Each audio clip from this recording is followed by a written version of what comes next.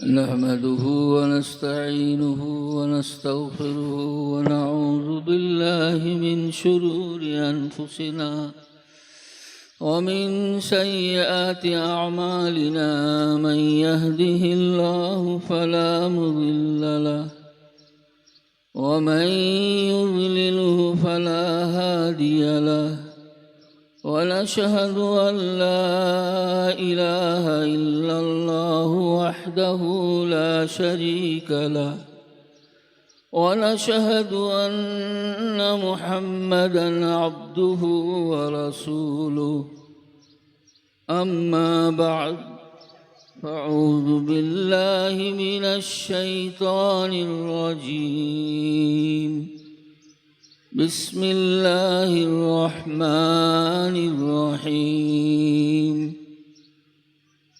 ألف لام ميم ذلك الكتاب لا ريب فيه هدى للمتقين وقال النبي صلى الله عليه وسلم عليكم بسنتي وسنة الخلفاء الراشدين المهديين أو كما قال عليه الصلاة والسلام صدق الله مولانا العظيم খুবই সংক্ষিপ্ত দু চারটে কথা।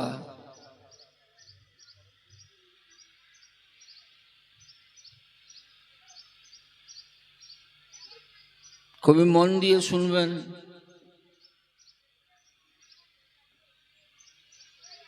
একজনের কিছু একটা জিনিস হারিয়ে গেছে, উনি খোঁজ করছেন।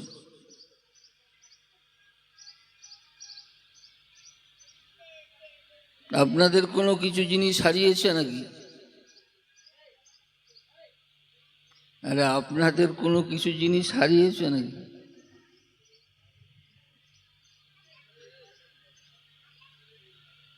আমার নেই কিছু, আর হারাবেটা কি আমাদের?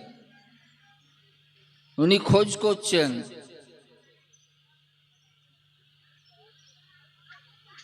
ঘরের বাইরে খোঁজ করছেন।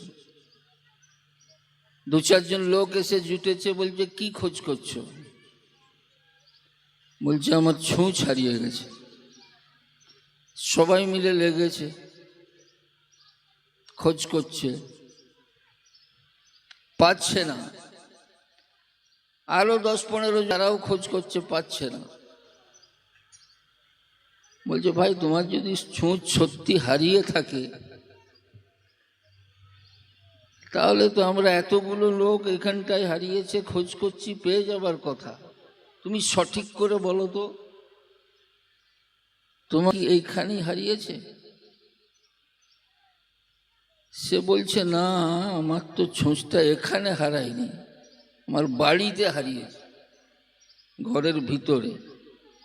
তখন ফজরের নামাজ পড়ে এসেছিলাম, অন্ধকার ছিল ঘরটা, অন্ধকারে দেখতে পাইনি, তাই আমি এখানটাই খোঁজ করছি।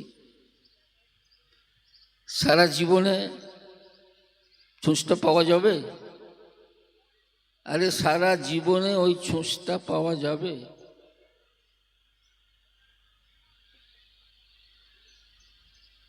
কোথায় খোঁজ করতে হবে? আরে যেখানে হারিয়েছে সেইখানে খোঁজ করতে হবে। সারা পৃথিবী ঘুরে নিলে ওটা খুঁজে পাওয়া যাবে না।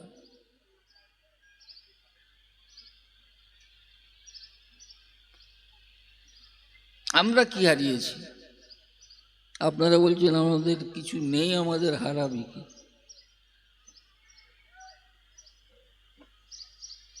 কেউ বলছে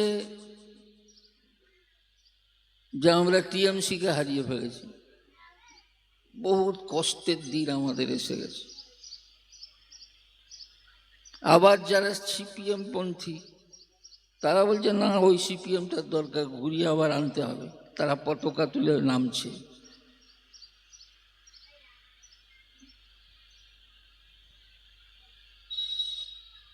আবার কেউ বলছে একদম অন্ধকারে রাতের পরে সকাল এসে গেছে। শুভেন্দু বাবু, সকাল।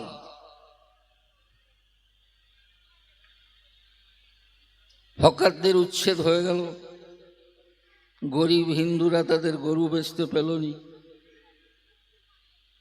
দুজন সাংসদ, তার উপরে আক্রমণ হয়ে গেল। 3টে ধর্ষণের ঘটনা, পুরাতন যুগের ধর্ষণ। একটা বিজেপি নেতা একটা ছোট বাচ্চাকে ধর্ষণ করেছিল, সে জেলে আছে। এখন যে তার ঘরে হুমকি হচ্ছে যে কেসটা তাড়াতাড়ি তুলে নাও, নাহলে অসুবিধা আছে। এমন সকাল, এ তো রাতের থেকেও অন্ধকার। এটা এমন সকাল এলো, এ তো রাতের থেকেও অন্ধকার। আমার আপনার কি হারিয়েছে সেটাই আমরা এখনো খুঁজে পাইনি। আমরা কোথায়, কে ভাবছে টিএমসি, কে ভাবছে কংগ্রেস, কে ভাবছে অমুক, ই বলছে অমুক, সে বলছে অমুক, ই বলছে আন্দোলন। আমরা কি হারিয়েছি আমরা জানি না।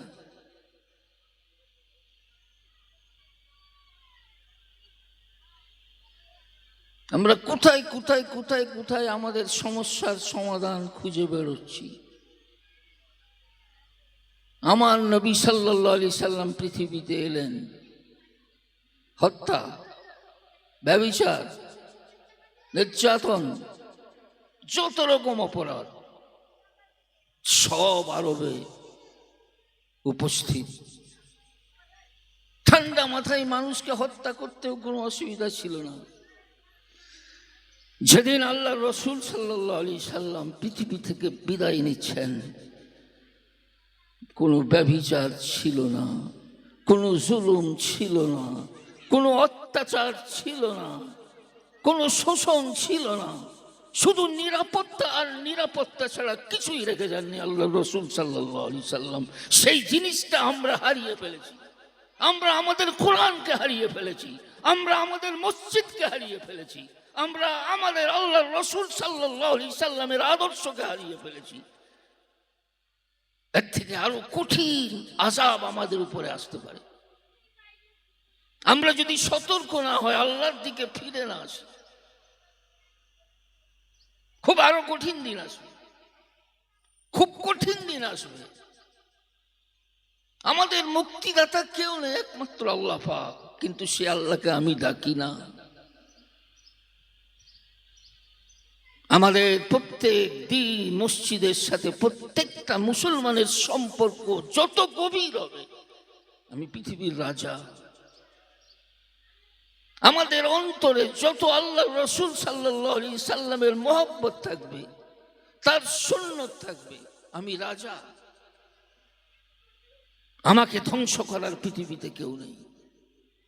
আল্লাহ রসুল সাল্লাল্লাহু আলাইহি সাল্লাম বললেন, সমস্ত জাতি মিলে একত্রিত হয়ে আমার উম্মতের উপরে আক্রমণ চালাবে। যেরকম ভাবে ভরা পিয়ালায় ক্ষুধার্তরা ঝাঁপিয়ে পড়ে, আমার উম্মতের উপরে ঝাঁপিয়ে পড়বে। আল্লাহ রসুল সাল্লাল্লাহু আলাইহি সাল্লাম তো বলে গেছেন। সাহাবায়ে কেরাম অবাক হয়ে জিজ্ঞাসা করছেন, ইয়া রাসূলুল্লাহ, সেদিন কি আমরা সংখ্যায় কম হব? আল্লাহ রসুল সাল্লাল্লাহু আলাইহি সাল্লাম বললেন, আনতুম হিনা ইদিন কাসীর, সেদিন তোমরা সংখ্যায় অনেক হবে। আমরা পৃথিবীতে কম, আমরা ভারতবর্ষের দ্বিতীয় সংখ্যাগরিষ্ঠ জাতি, আমরা পৃথিবীর দ্বিতীয় সংখ্যাগরিষ্ঠ জাতি। আমার নবী সবচেয়ে শেষে এসেছেন, তারপরেও আমি দ্বিতীয় সংখ্যাগরিষ্ঠ জাতি। আর সবচেয়ে সম্প্রসারণশীল যে ধর্মটা বেড়ে যাচ্ছে পৃথিবীর রিপোর্ট, সেটা হচ্ছে ইসলাম। আজ আমি মরছি, কিন্তু আমি বেড়েই চলেছি, বেড়েই চলেছি। সারা পৃথিবী আমাকে গ্রহণ করে নিয়েছে। আর আপনার অবস্থা কেন এরকম? আপনার মসজিদের সাথে সম্পর্ক নেই। কজন মুসলমান আছে মসজিদের সাথে সম্পর্ক রাখে? প্রত্যেকটা প্রত্যেকটা মানুষের উচিত ঘর থেকে বেরিয়ে যাওয়ার সময় মসজিদে 2 রাকাত নামাজ পড়ে যাবে। সারা দিন যেই কাজেই ব্যস্ত থাকুক, সে যখন ফিরে গ্রামে ঢুকবে আগে মসজিদে উজু করে নামাজটা পড়ে তারপরে ঘর যাবে। এটা তো মুসলমানের দায়িত্ব ছিল। সে জিনিসটা আমরা হারিয়ে ফেলেছি। আমাদেরকে বাঁচাবার কেউ নেই, আমাদেরকে বাঁচাবার কেউ নেই। আমরা যদি দ্বীন ইসলামকে আবার মজবুত করে আঁকড়ে ধরি, যেরকম আমরা সারা পৃথিবীর উপরে বিনা অত্যাচারে রাজত্ব করেছি, জাতি ধর্ম বর্ণ নির্বিশেষে সকলের সাথে ইনসাফ করেছি। ১,৫০০ বছরের ইতিহাস আমাদের সারা পৃথিবীতে আছে। একদিনের নয়, 2 দিনের নয়, ১,৫০০ বছরের ইতিহাস। দেশের পর দেশ, একটা কেল্লার পর একটা কেল্লা আমাদের জন্য রাস্তা খুলে দিয়েছে। মগরিব কি ওয়াদিयों में गूंजी आज़ा हमारी थमता था ना किसी से शैले रवा हमारा। কবি ইকবাল বলছে, পাশ্চাত্য দেশে আমার খরস্রোত যেদিন বয়ে গিয়েছিল, আমার গতিপথ রোধ করার ক্ষমতা কারোর ছিল না। जो मुअज़्ज़ज़ थे मुसलमान दुनिया में मुसलमान बनकर, যে তারা কেন সম্মানিত ছিল? বলছে তারা মুসলমান ছিল সত্যিকারের, যাকে ইমানদার মুসলমান বলা হয়। আর তুম দুনিয়া মে জলিল আর খার হুয়ে তারেকে কোরআন বানকর, যেদিন থেকে তুমি কোরআন ছেড়ে দিয়েছো, তুমি দুনিয়াতে অপদস্থ হয়েছো। আমাদেরকে আবার সেই মসজিদমুখী হতে হবে, মসজিদমুখী হতে হবে। মসজিদ, একটা মসজিদ আমরা তো একটা কি করে রেখেছি। আল্লাহ রসুল সাল্লাল্লাহু আলাইহি সাল্লামের যুগে এই মসজিদটাই ইবাদতখানা, এটাই পঞ্চায়েতের মাল বিলি হতো, এটাই কোর্ট। এখান থেকেই সমগ্র বিশ্বের যতটা তখন হাতে ছিল সব ফাইসালা এই মসজিদ থেকে হতো। এই মসজিদকে যদি আমরা ইজ্জতের সাথে দাঁড় না করাতে পারি, এখানে যদি সেই আমলগুলো আমরা কায়েম না করতে পারি, একদিকে তালিম চলবে, একদিকে নামাজের জন্য মানুষকে ডাক দিয়া চলবে, একদিকে ভ্রাতৃত্ব শিখানো চলবে। পুরো মসজিদ 24 ঘন্টা যেদিন আমরা আবাদ করে নেব, আর আমাদের 100% না 60% লোককে আমরা যদি বুঝিয়ে এই মসজিদকে উন্নত আমরা আবাদ করে নিতে পারি, আমরা সকলেই আবাদ হয়ে যাব। এই কথাটা যদি আমরা বুঝতে না পারি, যেরকম ভাবে আমরা দুনিয়াতে অপমানিত এবং লাঞ্ছিত হচ্ছি, এটা আমাদের হবে। এটা যদি মনে রাখতে পারেন, কেউ মনে রাখবেন না, সেই যেইকে সেই যেইকে সেই যেইকে সেই। মসজিদের নিজামটা এত শক্তিশালী করুন যেন প্রত্যেকটা ব্যক্তি মসজিদে আসতে বাধ্য হয়। সেখানে এমন নিজাম তৈরি করুন যেন বাচ্চারা পড়তে আসে, তার ইমানটা শিখে, কোরআনটা শিখে, আল্লাহর কিতাবটা বুঝতে পারে। সেরকম একটা নিজাম কায়েম করব, যোগ্য আলেম রাখবো, তাদের যোগ্য বেতন দেবো। মসজিদকে আমরা যত উন্নত করতে পারবো, আমাদের সমাজ উন্নত হয়ে যাবে। শুধু 2টো জিনিস, নামাজ নামাজ নামাজ, এটা যদি 100% মুসলমান পড়তে আরম্ভ করে দেয়, আর যাকাত যদি 100% মুসলমান যাদের উপরে ওয়াজিব রয়েছে, আমরা কারোর মুখাপেক্ষী নাই, কারোর মুখাপেক্ষী নাই, আমরাই সমাজ, আমরাই সবকিছু। এইটা যদি বুঝতে না পারেন, খুবই অসুবিধা আছে। দ্বিতীয় কথা, প্রত্যেকটা মসজিদ মুতাওয়াল্লিরা সব আছেন, ঘরে ফিরে যেয়ে দেখবেন দলিলটা ঠিক আছে কিনা, রেকর্ডটা ঠিক আছে কিনা, আপনার যেই সময় মসজিদ হয়েছিল মসজিদ নির্মাণের অনুমতিপত্র আছে কিনা। যদি না থাকে, একদম ইঞ্জিনিয়ারকে সঙ্গে সঙ্গে ডাকুন, একটা নকশা তৈরি করুন। এসব পঞ্চায়েত এরিয়া, সেইখানে যে জমা দেন, হয়তো কিছু জরিমানা নেবে, হয়ে যাবে, আমার এটা নিরাপত্তায় এসে গেল। সারা পৃথিবীর কোনো শক্তি এসে আমার এই মসজিদ থেকে ভাঙতে পারবে না। এটা আমরা সকলেই যেন বাড়িতে ফিরে যেয়ে আমরা এটা করি। আর মসজিদের নিজামটাকে আমরা এত সহি করি 100% মুসলমান যেন আসতে বাধ্য হয়। এটা করতেই হবে। এটাই আমাদের শক্তি, এটাই আমাদের ঐক্য, এটাই আমাদের রাজনীতি। আল্লাহ রসুল সাল্লাল্লাহু আলাইহি সাল্লাম এমন জিনিস দিয়ে গেছেন, সেই জিনিসটাকে যদি মজবুত করে আঁকড়ে ধরি, কারোর শক্তি নেই। ইমাম, বক্তা সকলে বক্তব্য দিবেন, যখন এমন বক্তব্য দিবেন না যেটা উত্তেজক হবে, আমার হিন্দু ভাইয়ের অন্তরে লাগবে, সেরকম বক্তব্য দেবো না। আমি যেই কথাটাই বুঝাবো যুক্তিসঙ্গত ভাবে বুঝাবো, আইনত ভাবে বুঝাবো, প্রেম দিয়ে বুঝাবো, যেন উত্তেজনার কথা আমার মুখ থেকে বের না হয়। শুভেন্দু অধিকারী আমাদেরকে যদি লক্ষ টাকাও দেয়, ওই যে ভাষাটা আমাদের জন্য ব্যবহার করেছে, কিয়ামত পর্যন্ত ওর প্রেম আমাদের অন্তরে কখনো আসতে পারে না। সেজন্য ইমাম সাহেব, বক্তা, আপনারা এত উত্তেজিত হয়ে যাবেন না। আপনার যে অমুসলিম ভাইয়েরা রয়েছে, আপনার কথায় তারা বিরক্ত হবে।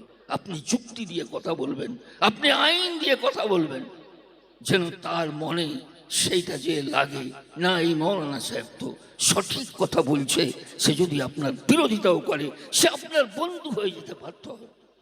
যে না, আচ্ছাই হোক, এই মৌলানা খুব সুন্দর কথা বলেন, খুব জ্ঞানের কথা বলেন, খুব যুক্তির কথা বলেন, খুব আইনের কথা বলেন। আপনার প্রেম ভালোবাসা তার অন্তরে আপনার বেরিয়ে এসে যাবে। আল্লাহ পাক আমাদের সকলকে তৌফিক দান করুন। আমরা যেন এই সংক্ষিপ্ত যে 2-4টে কথা বললাম, মসজিদ আবাদ, সকলেই চিন্তা করুন, মিটিংয়ে বসুন আজ থেকে, বাড়িতে যে 100% লোক আমাদের মসজিদমুখী কি করে হবে, আমাদের প্রত্যেকটা ছেলে কোরআন পড়নেওয়ালা কি করে হবে, আমাদের ঘরে ঘরে সকলেই দোয়া পড়নেওয়ালা কি করে হবে। আর মসজিদ সুরক্ষা, নিজের ভাষাকে আমরা এত সুন্দর করব, লোক এমনিতেই আমাদেরকে প্রেম ভালোবাসবে। ওয়া আখিরু দাওয়ানা আনিল হামদুলিল্লাহি রাব্বিল আলামিন।